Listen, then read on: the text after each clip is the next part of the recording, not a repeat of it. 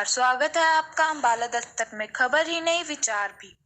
सरकार की वायदा खिलाफी, संवादहीनता व भेदभावपूर्ण रवैये से नाराज हजारों पालिका कर्मियों ने रविवार को शहरी स्थानीय निकाय विभाग के मंत्री अनिल विज के निवास पर प्रदर्शन किया।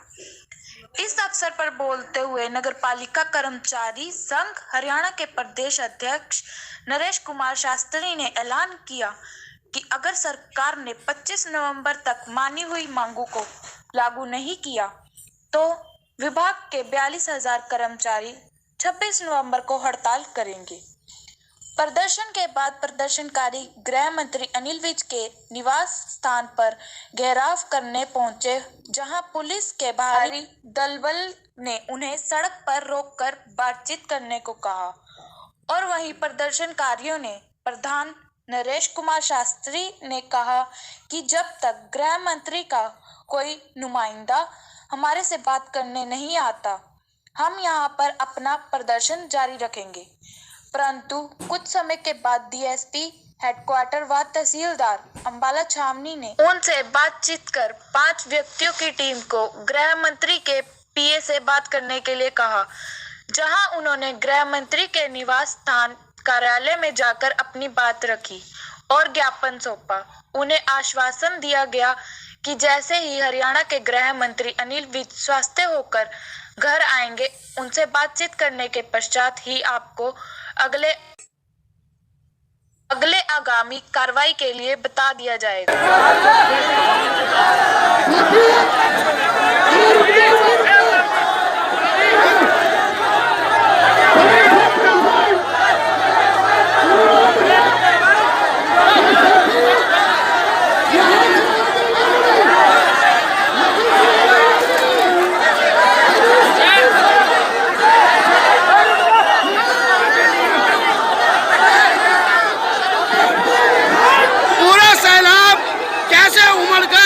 हरियाणा के गृह मंत्री का गृह का घेराव करने पहुंचा। देखिए आप,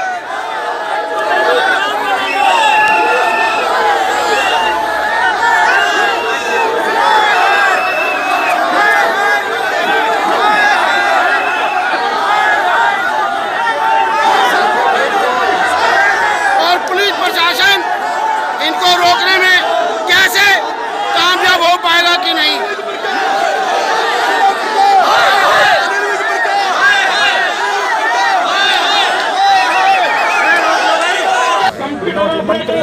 ऑपरेशन तो बात हो सकती है, आप करो तो ऐसे नहीं होता है, ऐसे नहीं होता। मतलब ये है कि क्या क्या जिम्मेवारी माध्यम दिए तो उनका प्रश्न माध्यम तो है ना अपने पास। माध्यम तो आप हो, प्रशासन से बड़ा माध्यम और है नहीं कोई बात नहीं। प्रशासन से बड़ा माध्यम और कौन हो सकता है? हम तो आपसे ही कह रहे हैं, आप बीच में खड़े हैं, आपसे काम करो। तो आप ये जो मंत्री लोग हैं, 4-5 लोग आज बात कर लेते हैं एक बार, वो बात भी करवा देंगे आपको। एक मंत्री का मैसेज आया है, कैसे के है? अरे रुक जा यार, नहीं वो है बात नहीं करवा देंगे। जिम्मेवार कौन होगा? जिम्मेवार तो है सारा, खड़े जिम्मेवार साहब, जिम्मेवार तो सारे ऐसे थोड़ी ना। मतलब वो हो गया ना, 2-3 बार तो हो चुकी ना, पर ये मतलब आश्वासन कैसे हो? पता नहीं, तो बाई चांस लिए कि हॉस्पिटल वो तो बाई चांस आपका तो रिसर्च का प्रोग्राम का एग्जाम लिए होता है, वो बाई चांस है ना। बाई चांस सवाई हम नहीं कहते कि मैं बीमार हूँ, ठीक होने के बाद मैं आपसे आने की जरूरत नहीं थी।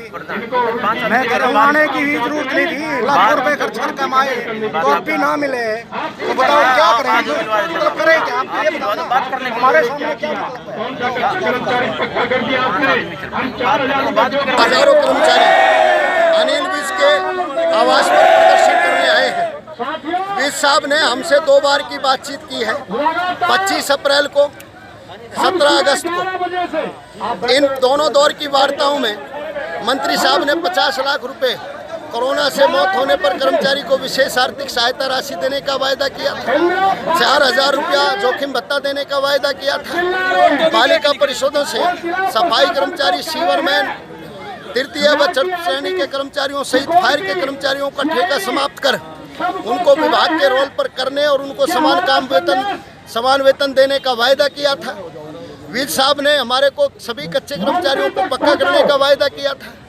सफाई कर्मचारी सीवरमैनों के नए पद सृजित कर पक्की भर्ती करने का वायदा किया था। सफाई दरोगाओं को एमिनेशन कॉरिडोर से बाहर करके नए पद सृजित कर सफाई कर्मचारियों की पदोन्नति वरिष्ठता के आधार पर करने का वायदा किया था। फायर के कर्मचारियों को जो अनुबंधित आधार पर हैं उनको फायर ऑपरेटरों के पद पर समायोजित करने का वायदा किया था और पक्के कर्मचारियों को पदोन्नति करने एसीपी का स्केल वर्ष 2016 के जो नियम है उनमें ढील देने का भी वायदा किया था। वर्दी भत्ते में बढ़ोतरी का, धुलाई भत्ते में बढ़ोतरी का वायदा किया था, लेकिन सरकार इन मांगों को हाँ करने के बाद लागू नहीं कर रही है। अभी तक पत्र जारी नहीं किए। मंत्री साहब ने 25 अप्रैल और 17 अगस्त को हमसे कहा था कि मैं कर्मचारियों का वकील हूं और आपकी वकालत मुख्यमंत्री से करूंगा और आपकी मांगों को पूरा कराऊंगा। आज प्रदेश का कर्मचारी मंत्री साहब से ये पूछने आया है कि मंत्री साहब आपने हमारी मांगों पर क्या वकालत की है और मुख्यमंत्री हमारी मांगों को क्यों नहीं पूरा करना चाहते। ये पूरे प्रदेश का कर्मचारी आज मंत्री से पूछना चाहते हैं, लेकिन मंत्री साहब घर पर उपस्थित नहीं है, वो अस्पताल में उपचाराधीन है।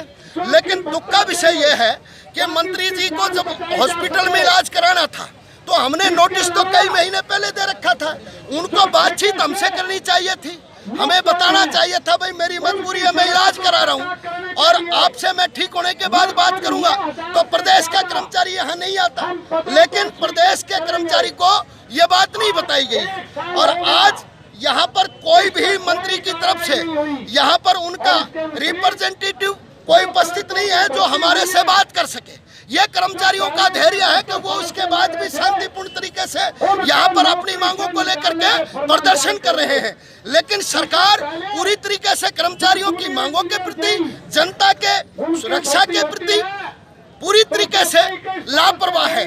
आज आप प्रदेश में देख सकते हैं छोटी बच्चियों के साथ में बुरा व्यवहार हो रहा है, बलात्कार हो रहे हैं, दोषियों को सजा नहीं दी जा रही है और पूरे देश ने अभी जो हाथरस कांड हुआ उसने दहला करके रख दिया और आज भी उनको न्याय देने की बजाय बार बार सीबीआई उनके परिवार को तंग कर रही है क्योंकि वो दलित लोग हैं। हम ये मांग करते हैं कि सरकार अपनी जिम्मेदारी को ईमानदारी से निर्वहन करे और पालिका परिषद और निगमों के कर्मचारियों से की हुई मांगों पर किए वादों को पूरा करे, पत्र लागू करे, अन्यथा हम 26 नवंबर को हड़ताल करेंगे और 26 नवंबर से पहले हमारे से मानी गई मांगों को लागू नहीं किया और अन्य मांगों पर बात नहीं की तो इस हड़ताल को हम अनिश्चितकालीन हड़ताल में परिवर्तन करेंगे, जिसकी जिम्मेदारी हरियाणा सरकार की होगी।